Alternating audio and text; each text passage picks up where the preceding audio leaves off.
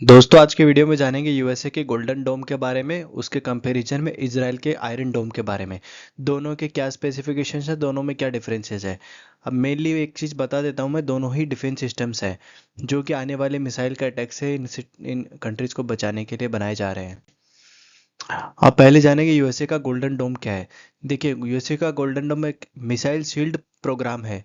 मतलब अगर कोई भी और कंट्री यूएसए पे मिसाइल अटैक करता है तो यूएसए को कैसे बचाना है, उसके लिए एक प्रोग्राम बनाया गया है, यूएसए गोल्डन डोम।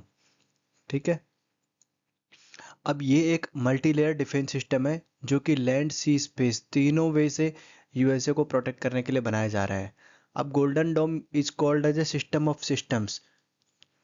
ये क्या क्या स्टॉप करने के लिए सक्षम है। ICBM, inter continental ballistic missile, मतलब एशियन कंटिनेंट से अगर ना अमेरिकन कंटिनेंट पे मिसाइल चलाई जाए वो भी ये रोक सकता है। Hypersonic glide vehicles and other cruise missiles, इन सब को रोकने में ये सक्षम होने वाला है।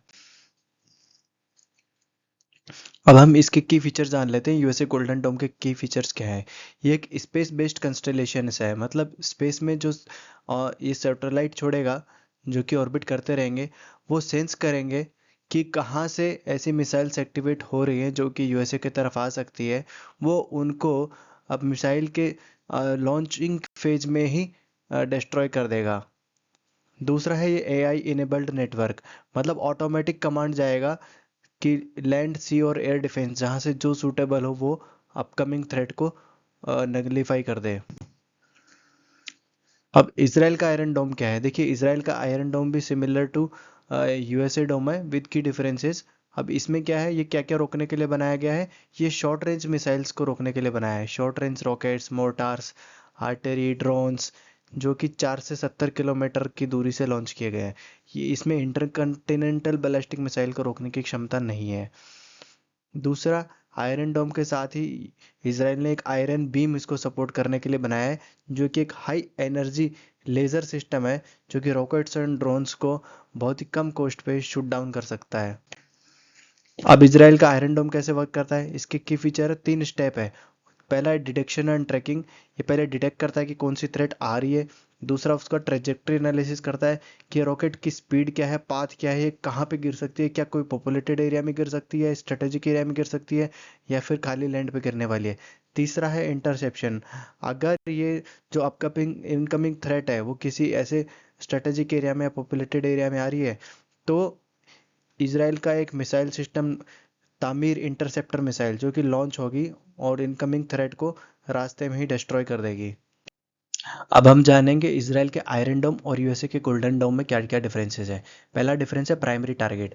देखिए, इसराइल का आयरन डोम जो short term attack, short range attacks आ रहे हैं मिसाइल्स के, ड्रोन्स के, उनको रोक सकता है। जैसे कि फ्रॉम लेबनान आ रहा है, फ्रॉम ईरान आ रहा है, फ्रॉम मिडिल ईस्ट, तो ये शॉर्ट रेंज के जो भी अटैक्स हैं उनको रोकने के लिए सक्षम है।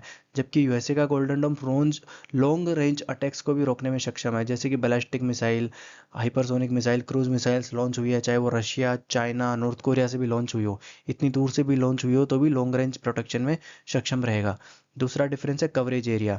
इसराइल का coverage area is small. Israel खुद एक छोटा सा कंट्री है, उसको अपने कंट्री को भी बचाना है, उसका एरिया स्मॉल है।